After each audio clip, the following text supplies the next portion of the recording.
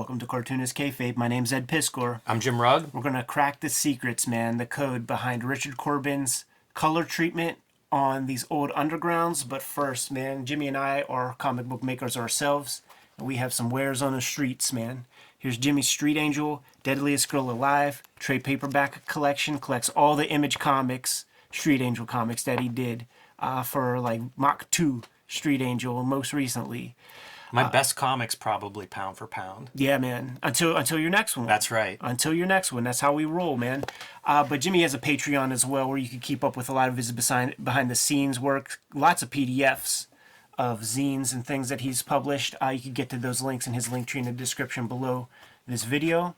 And I have Red Room Antisocial Network on the stands right now. This book collection is going quickly, man. Amazon bought more than half the print run, and their coffers are going away. If you see this book collection in the stores, you got to scoop it up because it's disappearing. Serializing the next round on my Patreon, and Red Room Trigger Warnings issue number 1 is going to be in the stores in early December. All of our links are in our link trees in the description below this video. But Jimmy, let's talk Richard Corben's color treatment. You never saw. I'm going to just say it right now, like looking at those 2 issues that you have samples of, Ed, could there be cooler looking comics than these things?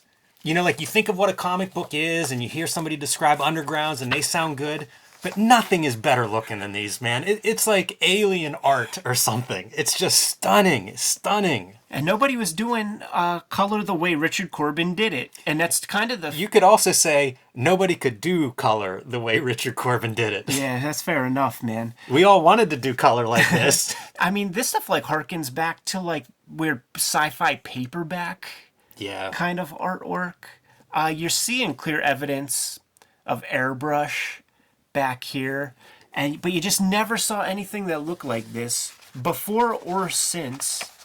And we found the documents, man, that kind of break down the Richard Corben process a little bit by way of the back cover to a comic called Fever Dreams.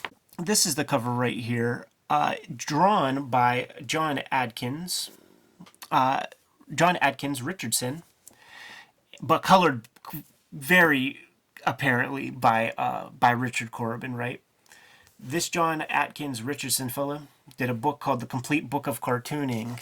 Very interesting book. It covers some, this is one of those early, how-to books. Yes. Getting into the nuts and bolts of comics production. And they're so interesting because, like, he has sections on offset printing, like 4-color offset printing. Stuff that's a pretty wide range as to what a cartoonist might need to know. So a pretty fun how-to book as far as comics go. Some good information in this, and information that is still... I don't know if relevant's the best word, but still accurate to this day. And very specifically, what's cool is that we're going to take a look at this back cover to Fever Dreams. And Richardson describes Richard Corben's process for achieving color like this, man. And we're going to see some examples. You can even see here is probably like a photo stat of the original. You see crop marks right here. Like these dudes, man, they're so rogue, they're so guerrilla that they're not even going to put down those taped registration dots. They're just going to put that by hand. And you see it says black plate. So that would indicate the black ink line. Now there are 2 approaches. Like Corben, from the legend of Richard Corben, was that, he had access to offset print machines, worked at a printer or something like that, or had very close contact. Word on the street would be that he would actually not exactly know how this color would look at the end. He would have, just like your printers at home, you're not buying purple ink and you're not buying green ink. You're buying cyan ink, magenta, yellow, and black. And those 4 colors are going to make up every color in the spectrum. There are 4 plates, 4 pieces of acetate that get stacked on top of each other to create the full color that you see right here. And the word on the street was that he would take each of those plates and with black airbrush, just airbrush these tones. And through the magic of the print process, it would turn out like this. When you read the actual text here, it's describing something similar to that, but technology has advanced by this point in 1977, where, for a couple extra dollars, man, they can take something. Richard Corben can essentially airbrush this as he sees fit in full color, and they discovered like there are different gels that you could put in front of a camera to pull out the cyan, magenta, and yellow. Very specifically talks about there's a certain purple gel that you could put in front of a black and white camera, and it would make every area where there's yellow show up as black. So you snap that photo, develop it as black on the plate, delineate that as your yellow plate. So everything that you see here in black, there's 100%, from the looks of this, right, 100% of yellow to make everything but the background and this like unicorn. That's really interesting because he's doing like, I wondered if this was a black line process where you'd remove the black part Right. that's going to print black, but it looks like that's part of it. So, if it's black, it's like what would be like a 4-color black. And that means that you're not just printing black, you're printing at least percentages of CM and Y as part of that black. Right. And the reason you might do that would be so the black is not jarring as separate from the other colors. You, on other videos, mentioned that like in black and white photography, red reads as black. So they specifically talk about that stuff here. Like you don't want to put a true red next to black because when you set up those gels, you're going to pull some black in. The camera's not going to be able to tell what's what. And you'll see examples of that in comics when you see that magenta going over the black of the ink line and stuff. Like you'll see versions of that. So here's the magenta part where you could see like... Getting into the gradients, like where this orange is, you're seeing that magenta plate fading out. Interesting how that's pulled. I had no idea that that's how they did it. Yeah. With these color block gels.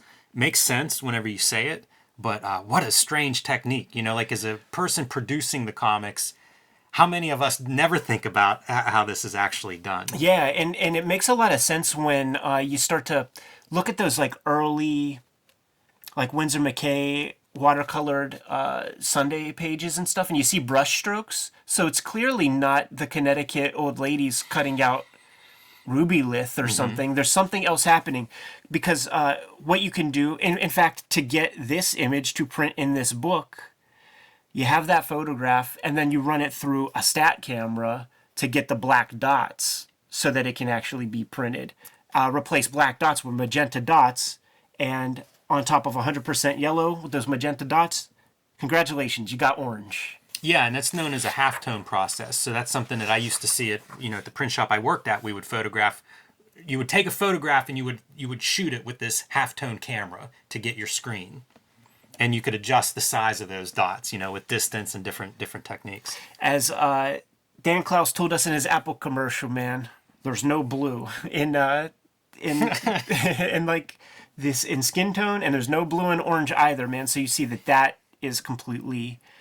This is the blue plate, almost 100% blue in everything. Isn't it interesting that there's like so much blue, so much magenta, it's so much yellow, and it's not black or gross. It's not all the same color.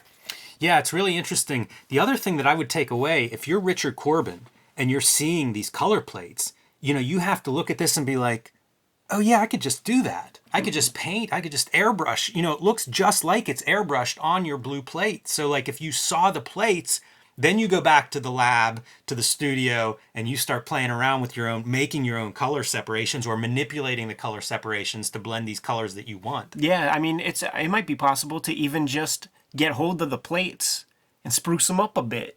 Absolutely. And I think that he would do that. And I think one of the reasons it's so hard to know his process is because I think he played with this, different pieces on different covers, right? I don't know that he had one go-to system. I think it was like everything's available. If I've got an idea of something that I want to see, there's a reason his covers don't look like anyone else's, and if he has that vision, This is one more tool that you could apply, whether it's starting from a finished painting and getting your seps, or manipulating those seps to look like what we see here. Going through this book, uncovering this cover, and seeing a glimpse into Richard Corben's process, perfect cartoonist kayfabe fodder, man. And here, just, let's look at some more examples of that color. This is, it reminds me of like whenever you do screen printing, and it's like you can work directly on those exposed screens. You can add more cover up or whatever in order to draw directly on it or to scratch things off and stuff. So it's not, it's not unusual for an artist to go back into the printing pieces and then manipulate those further. And yeah, of course, Richard Corben. I mean, look at his stuff. This is Richard Corben on top of Von Baudet, it looks like. Oh, wow. Super cool. Yeah, I mean, it's just spectacular. Like, imagine seeing the separations of an image like this. Yeah, man. Super cool. And you just see blues airbrushed in there, yellows airbrushed in there. Like, something like this, you could easily make that argument that he's just going full bore airbrush on the separations, man. Yeah, and why not? If imagine that you got your separations first, and then you're looking at it and go, yeah, I'll put a little more magenta around here. It would look cool on the knee. It looks like a painting, and you can see a good oil painting where the colors do come out. You can see these hints of colors, and so I can imagine an artist like Richard Corben looking for that in his printed pieces. One of the great color artists in comics. Nobody else like him. Completely singular. Always a pleasure to put his work under the microscope. And he's a cartoonist that I think about very regularly. He is in the front of my thoughts all the time. We lost him in 2020, I believe. I was gunning to try to get a shoot interview, and I was so glad when Mike Mignola told us that he was kind of hermetic and really doesn't talk with people, because that made me feel like, okay, like we didn't try as we may, like it just would never have happened, man. But we could still enjoy the work. We could still dissect the work. We could still read the comics, man. And so incredible. Like really one of the most singular visual artists I can think of in any media. Such an influence, man. Influenced generations of cartoonists, man. They often would sing his praises. Man, that and inspired countless eyeballs. I feel like this is the stuff you look at where your rods and cones are thanking you. And I'm thanking the Kayfabe audience out there, man, for watching this video. But we got to get back to it, Jimmy. There are comics that need a drawing. Kayfabers, like, follow, subscribe to the YouTube channel. Hit the bell. We'll notify you when new vids are available. What you got out there, man? Join me on patreon.com/JimRugg, where you can download a dozen of my out-of-print zines and mini comics. You can see a lot of my original art, sketches, layouts, scripts, and process by which I make comics like Street Angel, Plain Jane's, Octobriana, and more. That is at patreon.com/JimRugg. Red Room, the Antisocial Network book collection in stores right now, man. Get it while it's hot, because these comics are flying off the shelves. Red Room Trigger Warnings issue #1. Going to hit the stands in December. Get that put on your pull list. It's going to be coming out on a monthly basis. I'm serializing those comics on my Patreon. First issue is completely on the Patreon now for $3. Get to all these links in my link tree in the description below this video. What else, Jim? Subscribe to the Cartoonist Kayfabe e-newsletter at the links below this video. You can also find Cartoonist Kayfabe t-shirts and merchandise at the links below this video. All right, man. Give them those marching orders. We're going to be on our way. Read more comics.